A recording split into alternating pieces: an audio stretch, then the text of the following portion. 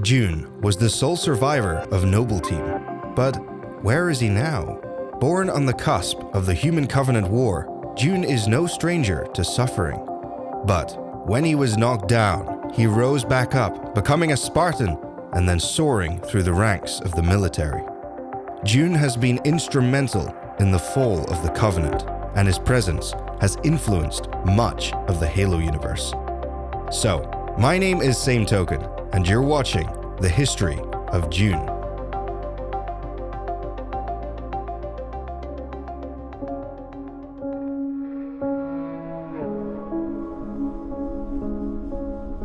Jun was born on the year 2524 in the city of Tyumen on New Harmony, a human colony world under the control of the unified Earth government.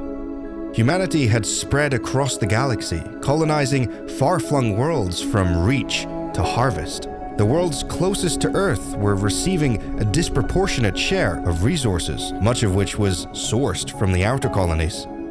While life on inner colonies was comfortable and recognizable, there was a lawlessness on the frontier. Thus, combined with a growing hatred for the inner planets, the eventual insurrections on the outer colonies were inevitable. A civil war was soon expected by the UNSC, the military arm of humanity's government, and so they began developing covert programs to quell the dissidents, namely the Spartan II program, which saw compatible children, the best of humanity, abducted from their homes and augmented to become near unstoppable super soldiers. Life at this time was uncertain, but it would soon become far, far worse.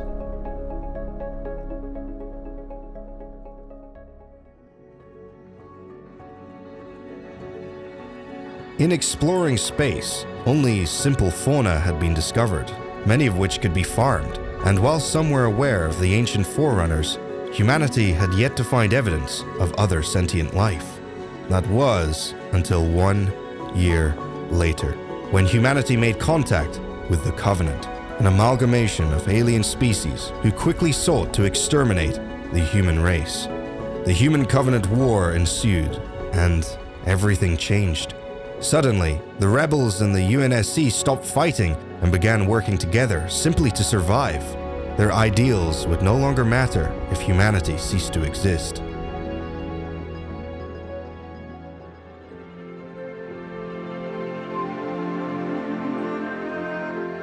As the war became increasingly helpless, the Office of Naval Intelligence, ONI, began creating a new breed of super soldiers that would be cheaper and more expendable than the Spartan IIs. Their success would be judged by the completion of their objectives, with little regard for whether they returned home. This was known as the Spartan III program, where, instead of abducting children from well-adjusted homes, they recruited vengeful orphans from fallen colonies, taking a more scattershot approach. Orphaned from a young age, Jun would become one of these vengeful orphans to be recruited. As one of the youngest to join the Spartan III program, he was brought to a secret ONI compound on Onyx for training as part of Alpha Company. Then, just 5 years later, Jun underwent the grueling Spartan augmentation surgeries. Although this almost crippled him, he luckily recovered and ended up graduating at the age of 12. He quickly became an important asset to Alpha Company for his skills in marksmanship and was soon appointed as the leader of a headhunter team, conducting classified missions for ONI.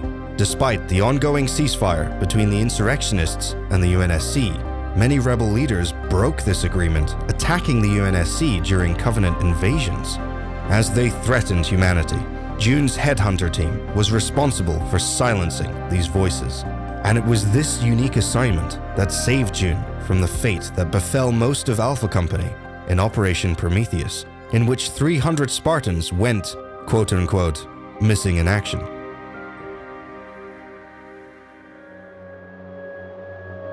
By 2550, medical logs noted that Jun had an unhealthy emotional detachment to the consequences of his actions and was beginning to exhibit symptoms of PTSD. However, his usefulness and exemplary performance outweighed his less-than-stellar psychiatric evaluation. After all, he was a Spartan.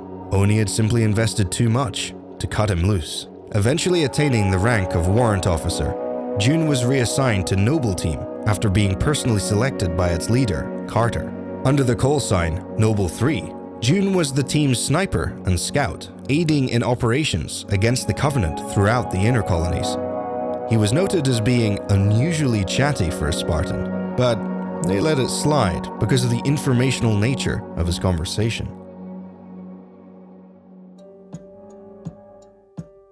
On July of 2552, after unfortunately losing a member of Noble Team, Noble 6, they were assigned to the planet Reach to hunt down a rebel leader. During their mission, Noble Team, with the addition of a replacement Noble 6, investigated a downed relay while Jun scouted the area from a Falcon. However, they quickly learned that this was not the rebels. Instead, the Covenant had found Reach. Along with Noble Team members Kat and Emil, Jun quickly flew to the relay to get it operational and send word out that the Covenant was invading. Days later, Noble Team were deployed to defend Sword Base, a facility controlled by Oni. Inside, scientific advisor Catherine Halsey debriefed the team, asking them for intel about their engagement with the Covenant. To assess Covenant deployments, Jun and Noble 6 conducted a reconnaissance operation. Through this, they discovered a Covenant stealth pylon. This was hiding their presence from the UNSC sensors. It had been concealing a situation far worse than they could have imagined. For behind enemy lines, the Covenant were deploying a colossal army. With this information, the UNSC prepared a counterattack for the following morning. Throughout the preceding week, Reach would begin to quickly fall. The Covenant forces were overwhelming. During the siege of New Alexandria, Jun regrouped with Noble Team in Oni's Olympic Tower just as the Covenant were beginning to glass the city dangerously close to their position. Following the death of another member of Noble, they made their way to a fallout bunker underneath the tower. Days later, emerging to find the ruins of the city, they were collected by a Pelican to continue the fight against the Covenant, a fight that was increasingly helpless.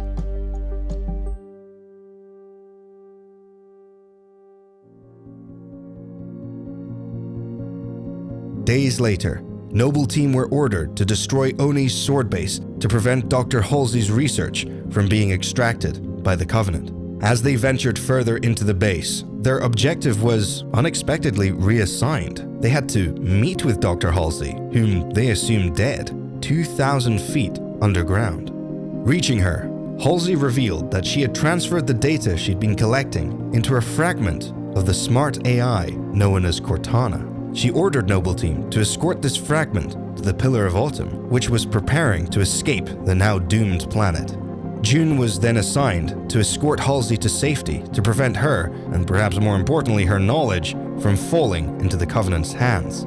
After transporting her to Castle Base, Jun would briefly continue fighting, encountering Gunnery Sergeant Edward Buck, an ODST that would later become pivotal to Jun's future success. Then, before the planet ultimately fell, Jun made his escape as the sole survivor of Noble Team. Less than a year following the end of the Human Covenant War, Jun became the lead on the development of a new Spartan program, the Spartan IVs. Although Reach ultimately fell, the Spartan IIs and IIIs had been a great success. Not only did they provide a propaganda machine, but they were highly effective in battle, becoming instrumental in humanity's victory over the Covenant. However, in contrast to the previous programs, which trained Spartans from childhood, recruits were drawn from veterans in existing military branches who displayed exceptional performance. Alongside Commander Musa, who was himself a Spartan II, Jun began recruiting in January 2553. He began by meeting with an ODST, Sarah Palmer, while she was recovering from a battle in which she bravely saved an admiral. He asked her whether she had heard of the Spartans and whether she would like to be one. Of course, this offer was one she could not refuse.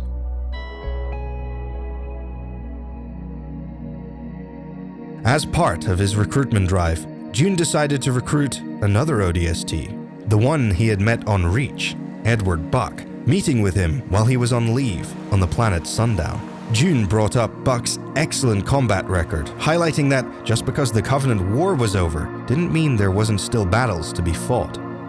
Like with Palmer, he asked Buck whether he would like to become a Spartan. However, much to Jun's surprise, Buck declined, making him the first to reject the offer to become what many consider a hero.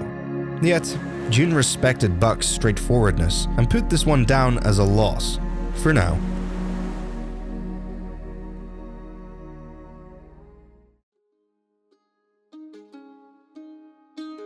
Once the first class of Spartans underwent augmentation surgery, which was a breeze compared to the Spartan IIs, Jun and Musa sent them on a challenging obstacle course to test not only their abilities, but their personalities. Jun admitted to Musa that most of them were, at this point, just alright, but that some of them were much better. Jun noticed that in training exercises, Sarah Palmer was incredibly fast and determined, but she completed the objectives at the cost of her team. Palmer dashed through the obstacle course, leaving her team outnumbered. She had won, but at the cost of her unit, who were defeated by normal, non-augmented Marines. Jun told her that he was embarrassed. The other Spartans complained. They believed that, had they been in Spartan armor, they could have easily overpowered the Marines. This frustrated Jun and Musa. After all, only those who are capable without armor deserve to wear it.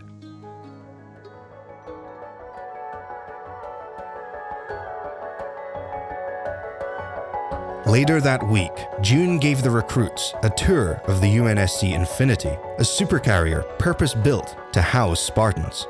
A small group of rebels was heading towards the Infinity disguised as construction workers. As members of the new colonial alliance insurrectionist group, they were furious that the UNSC were investing vast amounts of money into this new ship when there were colonies that were starving before the war, let alone after the Covenant invasion decimated supply lines. The UNSC Infinity, to them, would be a symbol of oppression. And so, their leader, Ilsa Zane, decided that they would steal the ship. While the Infinity outgunned them, their disguises would allow them to reach the bridge and take control of the ship. After docking, the disguised rebels caught up with the ship's captain, Del Rio, immediately taking him hostage and assuming control of the Infinity's systems. Ilsa Zane threatened to depressurize the ship, killing everyone on board if anyone dared to interfere. As soon as word got out, Palmer and the other Spartans donned their new armor for the first time, deciding to take control of the situation. Jun, however, cautioned Palmer, telling her that Zane is not what she appears to be. Zane had been the only survivor of the prototype Spartan IV project. She had undergone all the same surgeries as the current Spartans, plus a few more that made her capable of feats of strength without armor, normally only possible with armor. But these enhancements made her unstable. Understanding this, Palmer and a fellow Spartan rushed to the bridge, but Zane noticed, and keeping to her word, depressurized their deck. This ejected several crew members into the vacuum of space, forcing the Spartans to save Jun and one of the ship's commanders. Despite this trauma, Jun was still capable of holding back the rebels, while Palmer proceeded to the bridge, and following hand-to-hand combat, Palmer punched Zane into the vacuum of space, where she was assumed dead.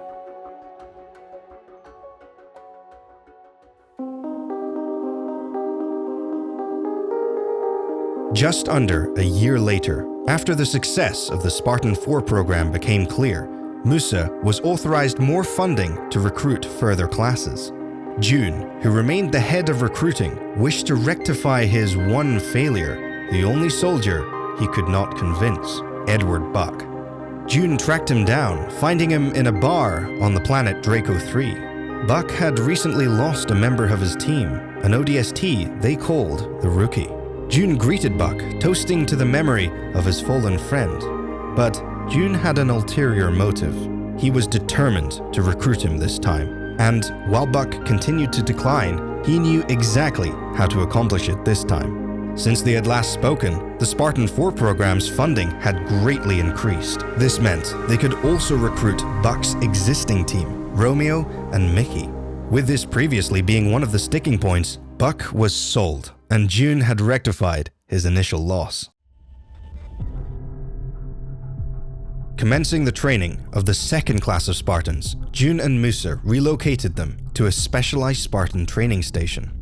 However, shortly after the new class of Spartans received their augmentations, Spartan trainee Hideo Wakahisa went missing during a training exercise. Searching for him, Jun found Wakahisa lying dead, his body still warm. He had been brutally murdered, having been all but fully dismembered.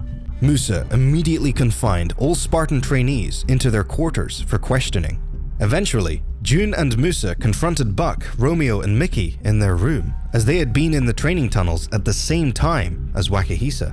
Despite Buck's pleas that they were all innocent, Jun was unconvinced. This became more evident as he reached into his pocket, pulling out a medallion that was distinctly carved into the shape of a moon. A medallion he had found on Wakahisa's body, a medallion belonging to Mickey. Mickey's parents had been insurrectionists who died on an attack on the moon, something Jun found particularly suspicious.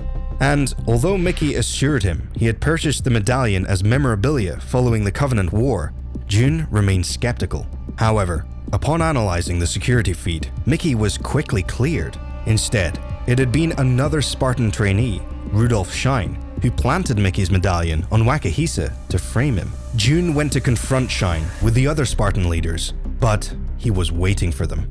He threatened to blow up the station unless they gave in to his demands. However, Jun had no intentions of negotiating with the terrorist. Running out of options, Schein decided to detonate the bomb. Yet, just as he activated the explosive, Musa turned off the artificial gravity. This allowed Jun to launch himself at Schein, batting away the grenade. And while it still exploded, killing a drill instructor, Jun was able to wrestle with the terrorist. Eventually, they smashed through the viewport, sending them both out into space. Jun then kicked off the traitor, sending him further into space, while Jun was propelled back towards the station. Fortunately, as a Spartan III, Jun managed to survive the vacuum, but Schein, starved of oxygen, suffocated to death.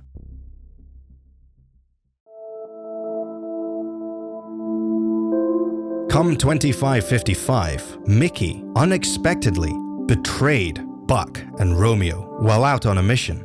As it turns out, he had taken the opportunity to join the Spartan program to enact revenge on the UNSC for their actions against the insurrectionists. While he was happy to fight the Covenant, much like Ilsa, Zane and her crew, he felt the UNSC were an oppressive force. Fighting alongside them all those years had not changed this. Although Buck and Romeo were taken hostage by the rebels, they quickly managed to escape, eliminating them while subduing Mickey. After being extracted by Oni agents, Buck refused to hand Mickey over, insisting that the Spartan branch had its own jurisdiction. Instead, they handed Mickey over to Jun, who was dismayed by this betrayal. Musa found it surprising that Buck even spared Mickey's life. After all, most earlier Spartans would have immediately put a bullet in his brain, including Jun. However, this is what made the Spartan IVs unique, in that they have always had a life outside of being a super soldier.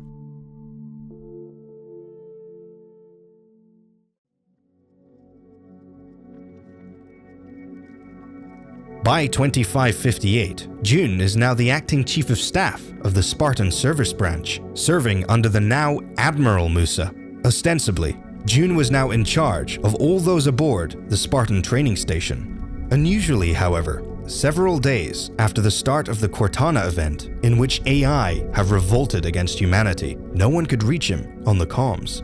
The only reply from the station would come from Leonidas, the station's AI. And when asked about Jun, Leonidas would simply reply that Jun was indisposed. When the station was eventually visited by Buck and his team, Leonidas greeted them enthusiastically.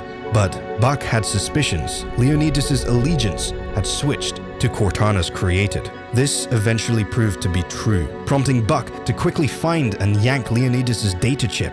On the way there, he saw that Mickey was being held in the station's brig, and after much deliberation, he decided to rescue him. Soon after shutting down Leonidas, Jun finally came on the comms. He explained that Leonidas had been removing air from his quarters, rendering him unconscious. Jun, monitoring the station's systems, then asked Buck if he had removed one of their prisoners, which, if true, would have resulted in a court-martial. In the end, however, Jun let it go. After all, Buck had saved the station and his life. Jun wished Buck and his team well before cutting communications to then face a galaxy in which humanity can no longer trust its AI.